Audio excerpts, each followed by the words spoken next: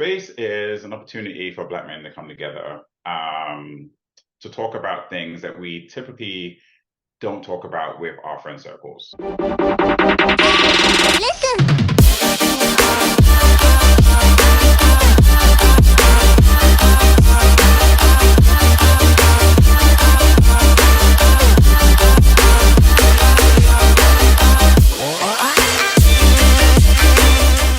Hello, everyone. My name is Eric Keith, editor-in-chief of the Quintessential Gentleman, and today, super excited, have a great conversation with my friend, Mr. Quinton Ryan, who is the co-founder of Space, and that's SPACE. What's going on, my brother? How are you? I'm good. I'm good. Happy Friday to you. How's it going? Friday, TGIF. I'm super excited. I'm in Atlanta and not New York because they got hella snow. So They can have it. I love New York, but they can have they can it. have it. I don't want no parts of it. So I'm super excited about it. How you feeling today? I'm good. I'm good. I'm good. I'm a good mental space today. I've spoken to you a couple of times at length about my mental health journey. So I'm in a good space right now, and all I can do with at this moment is right now. You could do. Perfect, perfect. Well, guys, I'm super excited to talk to Quinton today. You guys get to hear what I hear all the time when I talk to him, but it's just a lot of the things that he shares are just very logical and prolific, and I love to speak to him and engage with him on a deeper level when it comes to talking about just being a man in America, being a Black man in America, as well as your mental health and us maintaining our mental health and the positive and making sure we have a great and positive mental health.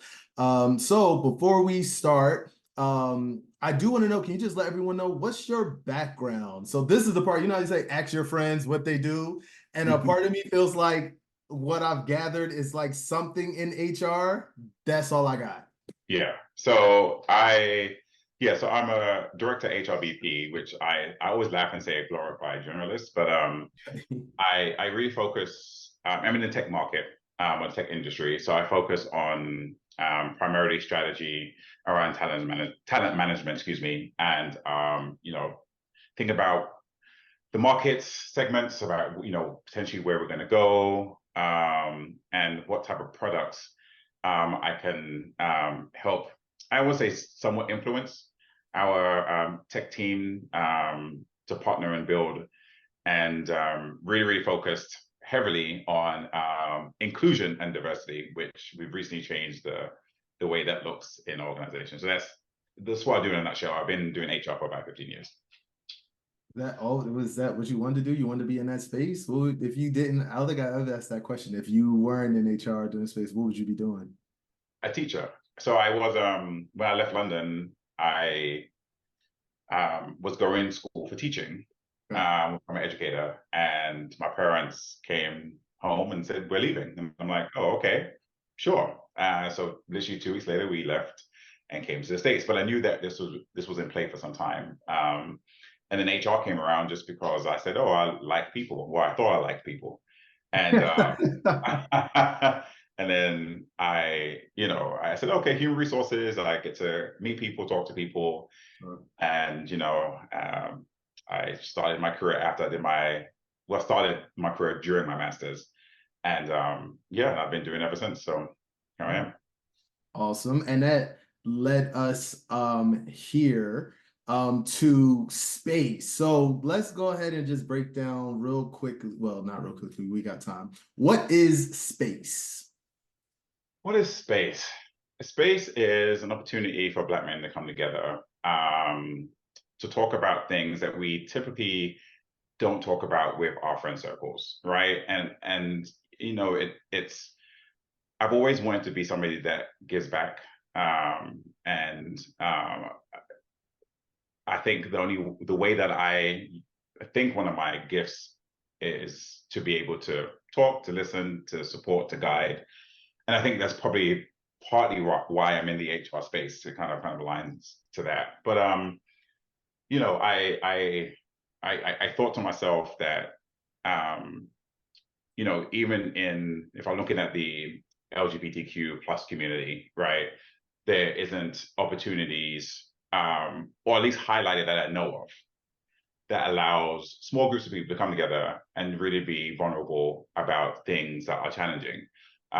You know, you've come to a few of them, and you know, we've talked about mental health, which I talked about at the beginning, my mental health journey and the struggles I still have with that. You know, we've talked about relationships, we've talked about healthcare as you get older. Like, what does that look like? What things do we need to look for? We've talked about despair. When we lose somebody, how do we have a village to help us? You know, and there's been conversations that we've been you know, thankful to be a part of, where you know, people have opened up and don't really have these conversations with folks they've known for years, right? So, and it also gets people to come together to that are not always like-minded, right? To challenge them differently. And even myself, I have to watch myself, because I may not agree with everything somebody says, but the whole point of space is to be in a safe place, right? To be able to come, to talk, to speak your mind, for me to learn. And I can not agree with you, but I'm going to respect the fact that this is your opinion. And maybe if I can give you something, or somebody can give me something that I can take away and do something differently, then, you know, that's the whole idea, right? So, you know, I would love to extend this. I know I try to do it monthly, and we'll talk about the partnerships specifically, the two individuals I will mention in a few. But, you know, I really wanted to continue to do this monthly. It's just very, very challenging with, you know, with work and just life and just things that are happening, right? And then I host it at my home, right? So I open my home for the most part for folks to come in and have a comfortable place for individuals to sit down and just talk and get to know each other, and you know, and allow our space to be vulnerable. But yeah, so I've been doing that for about 2 years now. What's space stand for again? So space itself really is really around it's a safe, it's space is really about a salon. So we talk about a it's called Space, the Gentleman's Salon, right? So if you think about what and I can't remember, he has a barbershop talk show. Not Dwayne, is it Dwayne that has that? No, it's LeBron It's James. LeBron James, The yes, shot. yeah. So we were looking at that, and myself and Nasheed, he's actually in Costa Rica. He was one of the co-founders, along with actually Adolfo. We were speaking about Adolfo Blackman. We were speaking about this actually some time ago, and it kind of just fell by the wayside. And she and I were very passionate about it, because she's also in learning and development in HR. So it just kind of came back around, and there was a passion behind it. And you know, we were talking about, well, what are we doing? Like, how can we create or cultivate an opportunity for individuals to get together in a space where, no pun intended, you just naturally have conversation. And then we thought about a barbershop, and it was like, oh, okay, yeah, when you go to a barbershop, to some extent, right, there's usually just conversation happening around the barbershop, all types of conversation. So we wanted to kind of, I think, elevate that experience and say, instead of calling a barbershop, we call it a salon, right? To get a little bit more, and it sounds a bit bougie, right? Because it's just my house. But but a very nice house, just to let the people know. I appreciate it. A very nice house. But the idea for folks to be able to come and sit. So space itself is really around, you could be in any type of space at any situation, at any point in time, right? Whether you're in we call it like a gray space. And for me in HR, sometimes it's black and white, and then there's gray. Like for most of the time when I'm making decisions, I have to know the facts, but then depending on the situation, I could be in this gray space, right? And even in life, I don't think it's not everything's always black or white. So the understanding of what that looks like is, what space are you in today, right? Are you in a gray space today? Do you really know, is it black or white to you today? And we're always in some sort of space outside of being black or white or gray. Are you in the workplace? Are you in that space?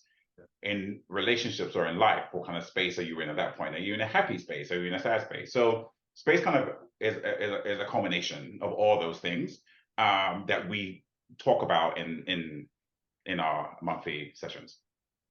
So my first time I had met you before, and then I think I got invited I was privileged to get invited to space. I think, or maybe I came with Garrick. I'm gonna throw him out there too. And I can't remember exactly what it was. Yeah. I came the first time, and one, I'm a conversationalist. Anyone who knows me, I mean, I would clearly, never have guessed. Yeah, now yeah. never have a guessed it, right? Build a whole platform based off of it. But I was there, and what I found, so one, multiple things, right? And the reason why we're having this conversation right now is because I'm hoping that this conversation will, one, spark more conversations around men and their friend groups, but then also, you know, the expansion of space, going to different cities, and you like really putting the power behind it, because I think it's something that's needed. But when I first went to space, went to space. Should put that on a shirt. Let me go ahead and brand that. I put on the t-shirt. Go ahead. Listen, this is okay. Just make sure I get my check, my cut. But so you know, when I first went there, it what I loved about it is that there's like a set of rules, right? There are a set of rules that we, as a group of men put together. You guys have baseline rules, and we all add, is there anything that we're missing? And I was like, wow, that's amazing, because what you were able to do is cultivate the space or the environment, right? So some of the rules are, you know, whatever happens in here stays in here. Don't be you know, be respectful, have an open mind, you know, watch how you talk to each other, your tone and things like that. And one, you created it, the space was created, and then the next part going into it, it was very detailed, which I get on him all the time. If you guys know, there's like a whole presentation. There's a slideshow. I want to say he has a clicker, but you know, neither here nor there. But it's so organized in a way that the conversations are tailored. So another piece of space, as we have this dialogue, is each session has kind of like a particular theme around it, right? Yeah. Where, you know, we've spoken about mental health, we've spoken about relationships, but we've gotten so like deep inside of the conversations that it became so interesting to hear the perspectives, because we are all, you know, if we're all part of the LGBTQ plus community, all Black men in America, all, you know, let's say living in Atlanta at that time for the most piece. We've had people who have visited and things like that have come, upbringings similar, adjacent, but there's like the baseline of us all being, you know, kind of in the same arena, age range, all of that type of stuff. But what you hear within each person is sometimes so completely different on their perspective and their thought process. Yeah. And I love that, right? And I know that that's intentional on your side, right? Yeah. Yeah. I you know, as you know, again, shout out to Nasheed and Adolfo as well. But as we were thinking about this, I know I have very a different array of friends, right?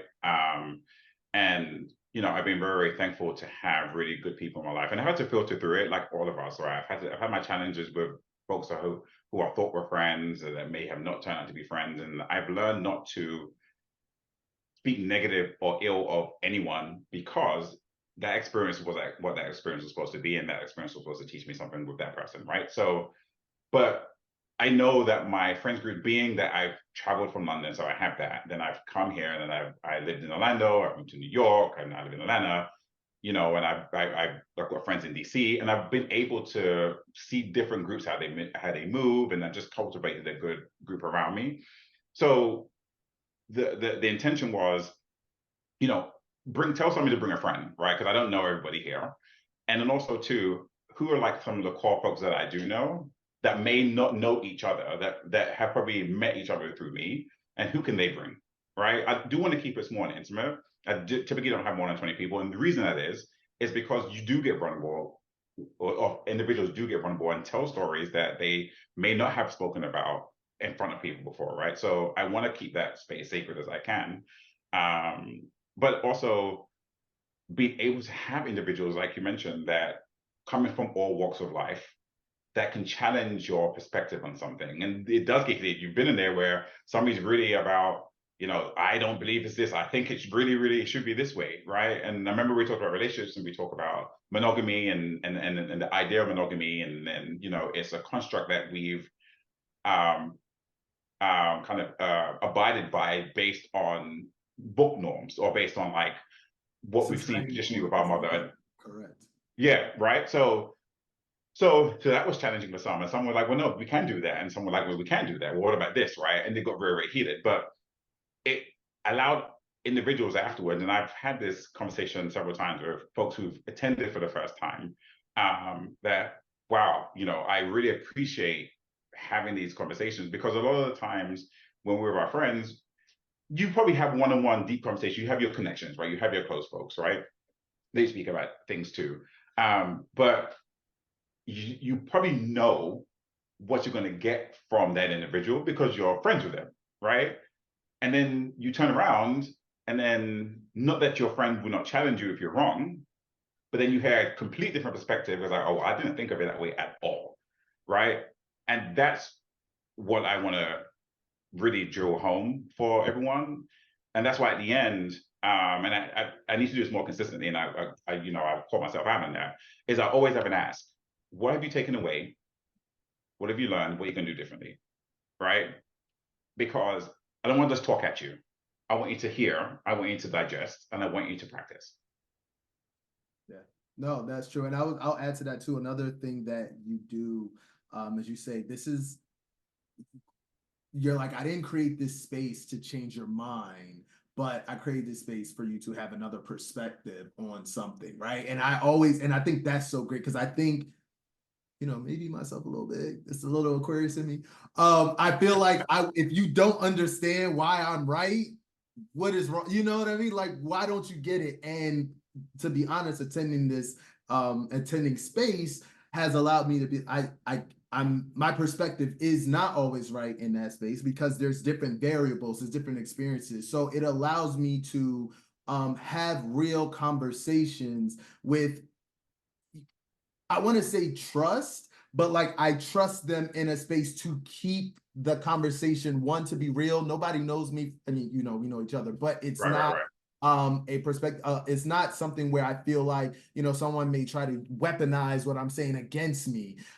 So when we have these type of conversations, my perspective, or excuse me getting perspectives from other people, is beneficial, because again, your friends for the most part think the same way as you, because that's why you're friends. You know what I mean? Y'all Yeah, like yeah, the yeah. same You hang things around that black people, right? Yeah, you yeah, hang around black people. Exactly. So, yeah. so being able to have those different people come in from those different experiences definitely has added to my own ideology of having Mhm. conversations and debates about things, where I've kind of like, oh, that's your truth, or that's what you believe.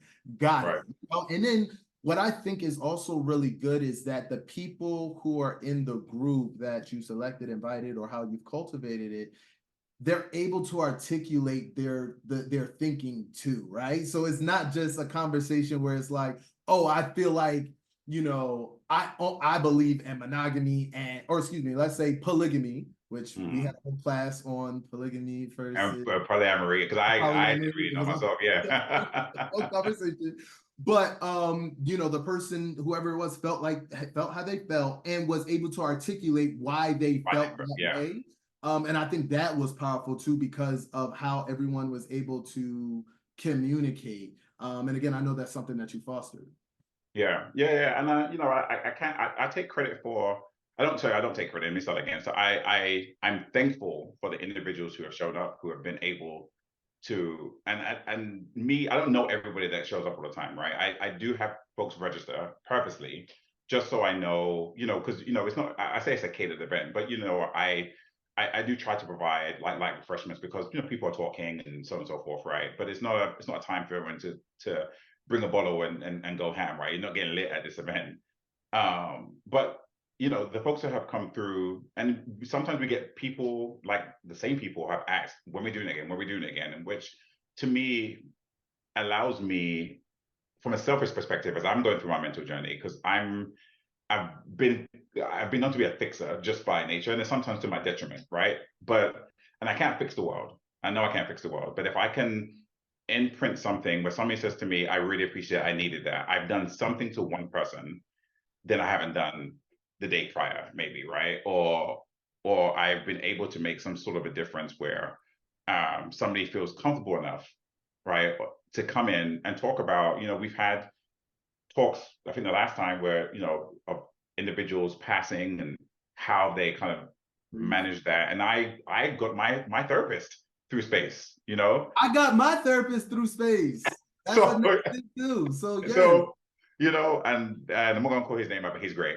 But he's awesome. And I you know, it's and he's challenged me differently and he's helping me on my journey. So it's, you know, with the work that I want to continue to try and do, and really I'm really passionate about it, right? I do want to make this big in a sense of maybe doing more events, curated events, or being part of um, things that happen within the Atlanta area where I can come in and maybe have a speaking engagement talking about like why I want to kind of build this out and who can help sponsor and stuff of that nature. Because, you know, as you mentioned, and I really thank you for even allowing me on this platform. You know, it's funny when I met you because I thought your mouth is ridiculous. Um, but you know, we're on YouTube, right? It's a safe space, right? Safe space. But you know, I know I truly appreciate the work that you're doing in the community for Black men, right? And allowing me to come on and talk about what I'm trying to be a small, you know, a small segment, right? But a place where so many people have been marginalized and not had an opportunity to feel they can lean on someone. Because some of us don't have those friend groups, right? Some of us don't have that love from family, right? So if those 2 3 hours, if that gives you an opportunity to let loose, so you can start afresh. Like when I go to church on Sunday, I feel great. I'm happy to be a part of something like that. And I just want to talk a little bit too about you know, the vulnerable piece that everyone in the group does. It's there, we are all really vulnerable. Like the conversations that are had are not everyday conversations, are not things that people share with social media, you know, at bare Yeah. minimum. So, you know, I love the space for that. But I wonder in your friend groups, how important is it for you outside of space, Mm. your friend groups, the people that you engage with on a daily basis, weekly basis, monthly basis, what does that look like? And how do you cultivate those type of relationships with your friends? It's funny, like At this big age, I would say. at this big grown age, Yep.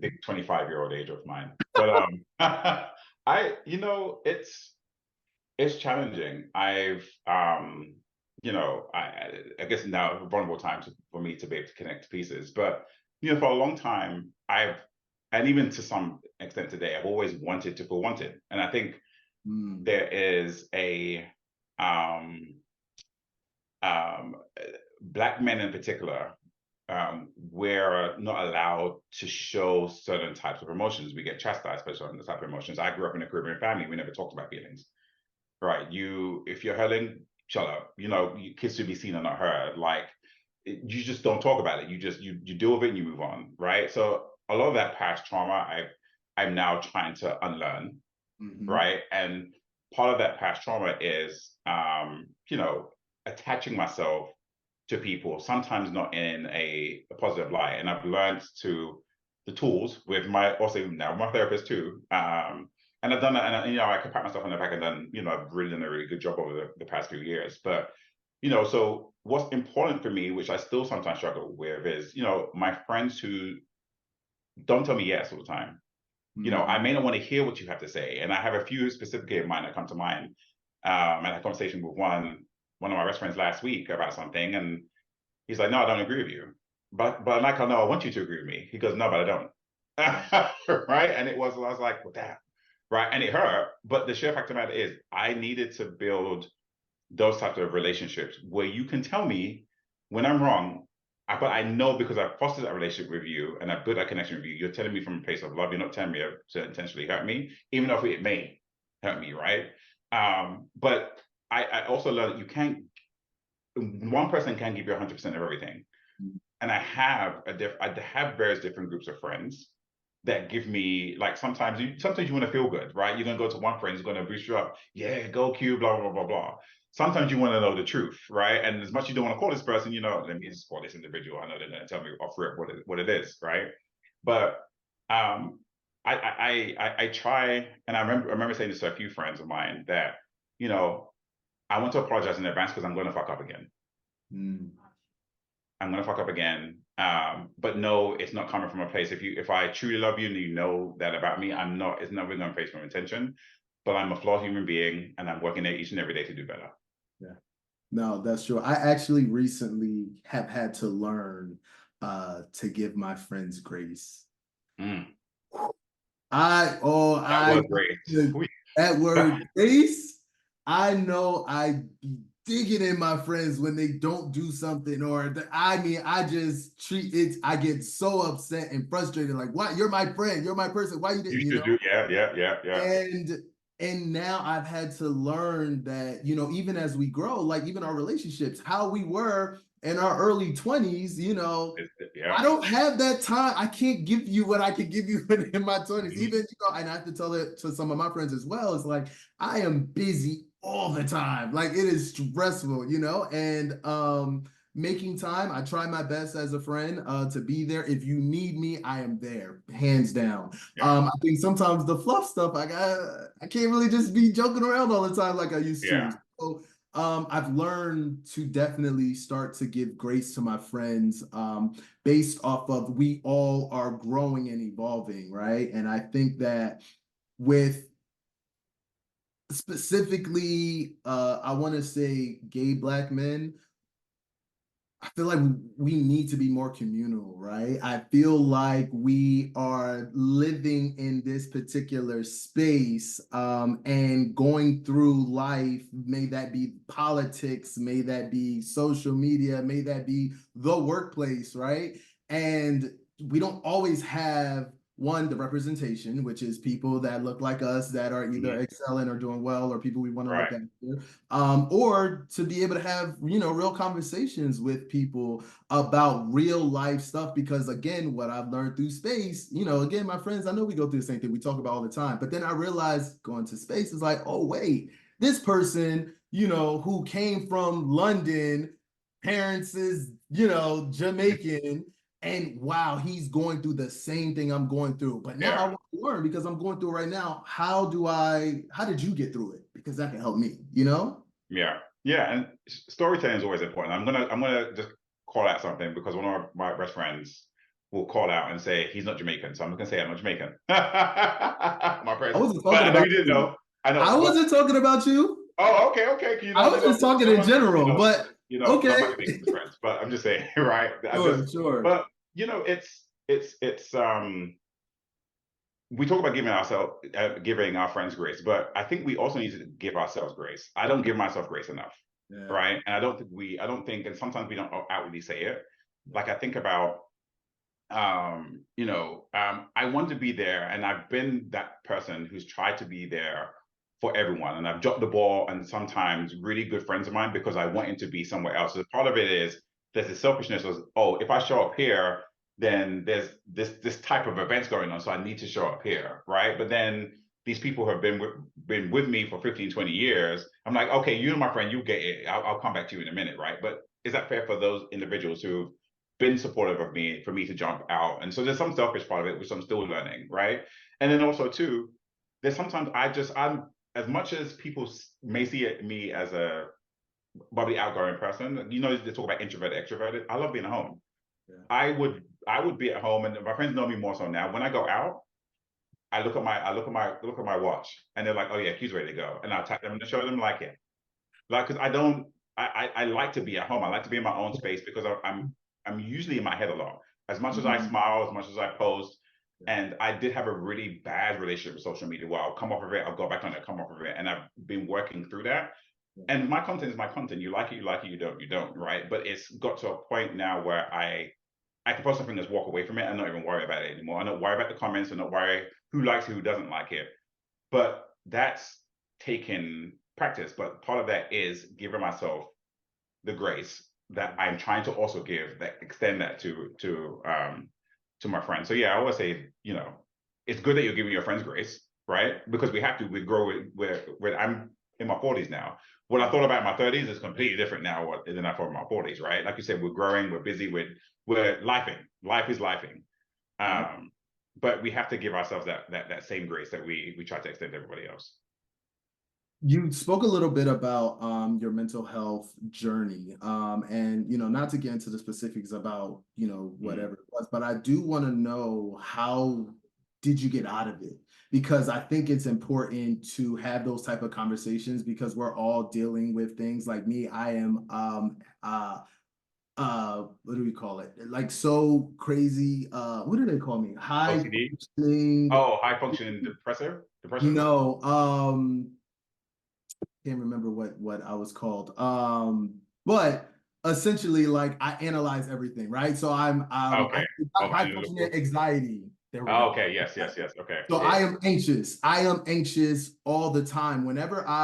Little note, whenever I publish something really big on the Quintessential Gentleman, may that be a cover or something big, I post and turn my phone off for at least the first hour. And then I'll like go and then I'll Slowly text go back my in team and I'll say, and what's going on? Are we good? What are the feedback? yeah, And yeah, I do, there's never, everyone has always been nice. We've always, clearly, things will happen, but for the most part, it's always been that. But my anxiety is so high. So it's been a challenge for me to kind of overcome that, which is why I got a therapist to be able to help me with that. yeah. But to you, I want to know, like, what was it that really got you out of that, or to start taking your mental health seriously?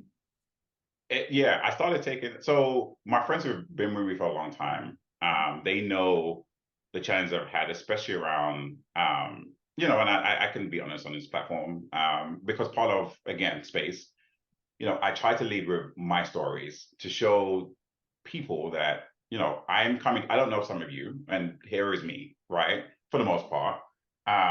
So I've struggled, I've struggled for years, and I didn't have the words growing up, right? I just I felt ostracized from my family for some time. My mom and I are very, very close, and my stepdad and I, we have a great relationship now. But there was things that were happening that I just felt very ostracized from my family when my stepdad came around. And then when he moved to the States, it was a whole new thing, getting adjusted to culture. I was a teenager. It was like a whole bunch of stuff that was happening, right? So, and there was always this this this fear of like not being worthy of anything or anyone, right? And then that's where the codependency came in. And my therapist talked about like, codependency is not a negative thing, but how do you channel that? Like, what is causing that, right?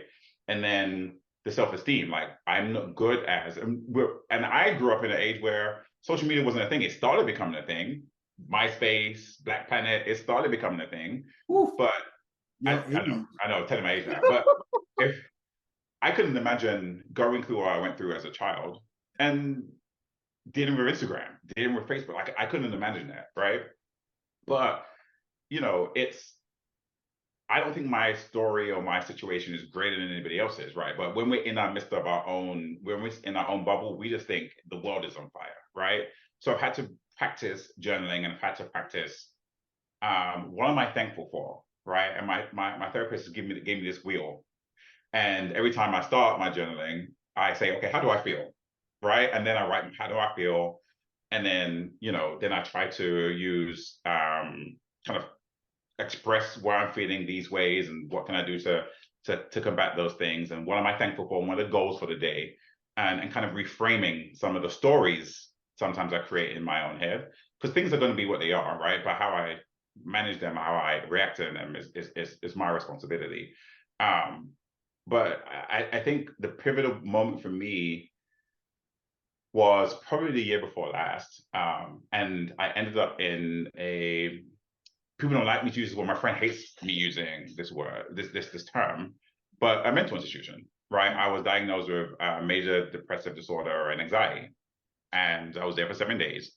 And there was individuals that were in there that had, were rape victims and and drug unfortunately drug abuse, right? And just so many different things and I was in this room with all these individuals with all these different stories, right?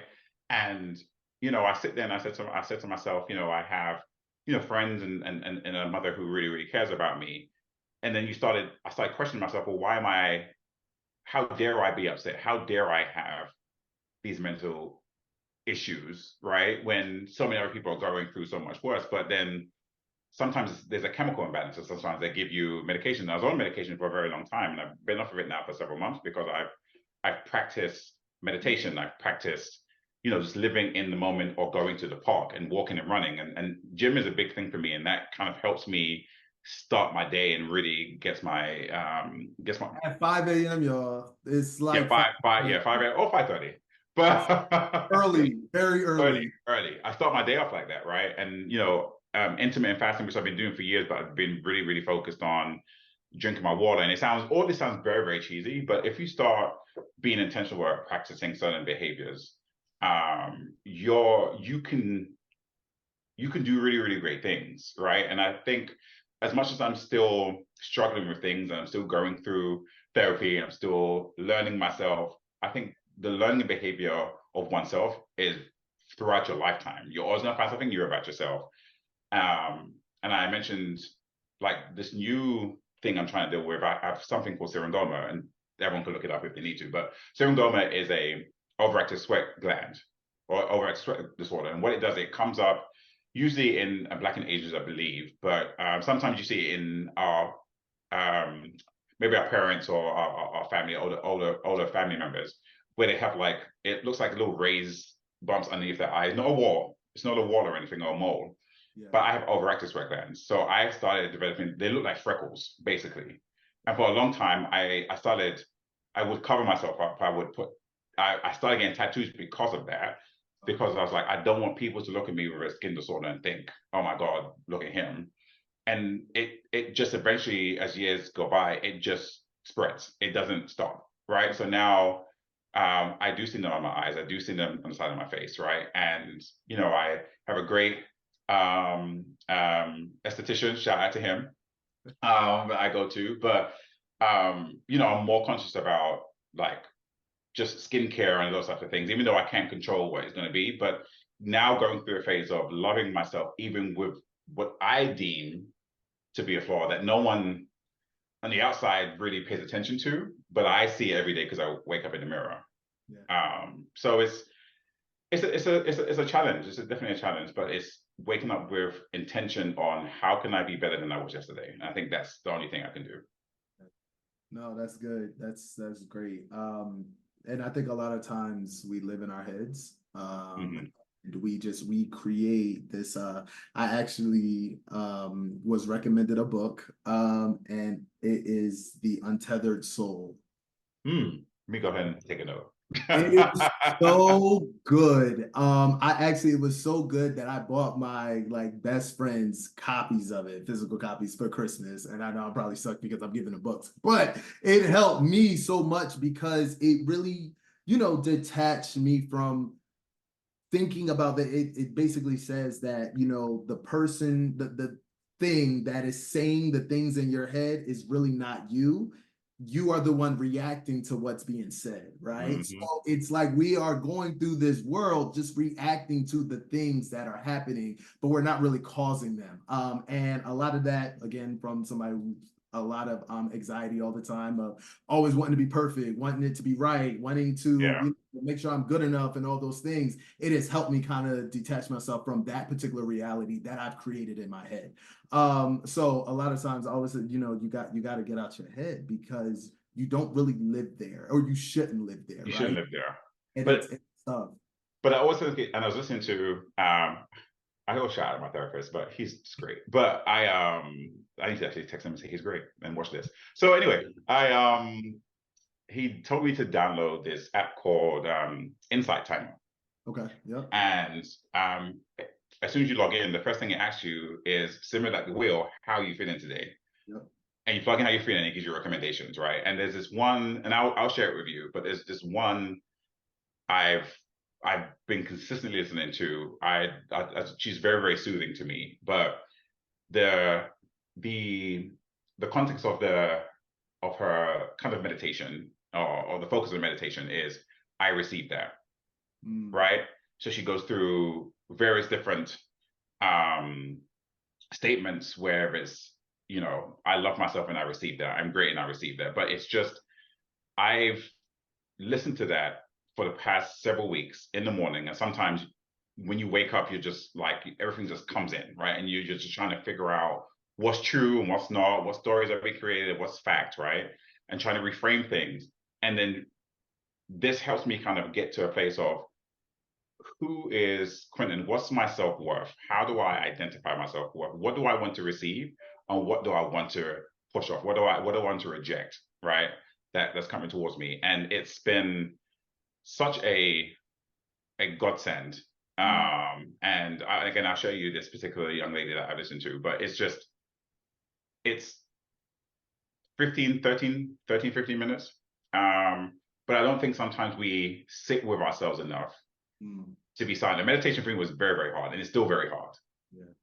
But sit in a place where you're silent, where you listen to, I usually listen to lo-fi beats or is it lo-fi or binaural beats I usually have on.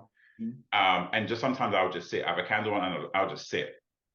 And I'll sit purposely because I want to get to a point where my mind is clear so I can reset and refocus and reframe, right? So yeah, I'll sit there with you. I don't know how I got onto that, but Perfect. No, and I always say too, we're in 2024. There's so many tools, there's so many apps, there's so many things at, excuse me, our fingertips that I want more Black men to use to just have a clearer mind, be able to relinquish some of, the emotions that we have and things like that. And we now have the language to be able to speak and communicate, effectively about our emotions, how we're feeling, what we want, what we don't want. And then also, just really be intentional about doing the work on yourself, right? You're only on this planet for a certain amount of time. And to be, hopefully no offense to no one, like neurotic, but it's not a healthy way to live your life. So I definitely agree. My last question for you, because I know we got to get out of here. What is your hope for space, man? I know we talked a little bit about it, but I definitely want to have like a definitive answer. And I want to have a definitive answer because then I want to play this back to you to make sure that hold you accountable. But yeah. I like the way you did that there. So I do want to make sure I'm intentional about doing it monthly. Absolutely. I would love to be able to like I said, take this on the road, like be partner with some folks. I talked to our good friend Bonnie, actually, I think, or I mentioned it to him, I think, about I think I did, or it probably is in my mind. I didn't reach out to him yet. But shout out to Bonnie. He does some great work for really highlighting and supporting those individuals who are suffering with cancer, right? And he's does some amazing Every work. color Right? matters. Every color matters. Every color matters. Thank you. Let's shout him out. Let's shout him out. Yep. And I'm not sure Hakeem. I've been talking about a therapist, but Hakeem, awesome. But I want to do, like, I do want to do. I was thinking about doing like a gala or a breakfast or something where we bring everyone together. But I do want to have like some panelists that come in and really talk to whether it is Black men or it could be somebody of a different race that talks about how they interact with us and how they could be more intentional about their allyship, right? And not just coming out Black History Month to talk about companies and saying, hey, happy Black History Month, Martin Luther King was great, like, something like that. Like, and go to like an Essence Festival or something like that and really talk, have a breakout session to really talk about this, and love you to come along with that, right? Because you're doing such great work. But I do see, I get very excited talking about this type of work. But it's just, sometimes it's just very tiresome. My days are long at work, it's a mental drain. So even trying to cultivate and put something together sometimes, just for the 3 hours, right? Me and my PowerPoint, right? Like just getting all that stuff together and trying to get this interview, guys, took some time. So just to throw that out there. Okay, yeah, we're here now. I want to see it grow, and I want to see other individuals take the name and open and do something in their city, right? And expand it, because I feel it makes an impact. And the reason I'm saying this, I'm not kind of tooting my own horn, so to speak, but I've had several people who have attended and who will still attend who said this was important for me, and it just means so much that I can do that. People still want to follow me and listen and come, right? So that means the world to me. No, that's phenomenal. Definitely here to support you any way possible. I love what you're doing. Again, I love space. It's phenomenal. It's amazing. We'll definitely talk offline about opportunities and things like that because you know my mind is already racing. This is all great stuff. And I just lastly let everyone know where they can catch up with you on. Yeah, so I have a really bad managed social media presence with space. I don't do that. But it's welcome underscore two, the number two underscore space. I'm QDR30 on Instagram as well. And yeah, that's the two platforms I have right now. So check me out on one of those two. And hopefully, if you're interested in coming to a session, I'll be more than happy to welcome you to my home. Jason, you might want Or to. Jason, or You Jason. can't have too many people at your home. All right, No, we go. can't do. Go Well, watch. the whole I'm gonna idea go watch this. the whole idea, if we can get it, if we can, expand it, then I have to find a venue, don't I? I love to hear it. That's what we There talking you about. Above and beyond 2024. Thank you so much, Mr. Ryan, for joining us. Everyone, make sure you go and check out his page. We'll definitely have the information in our article. This will be in our power issue. My brother, thank you so much. We appreciate you, and we'll talk soon.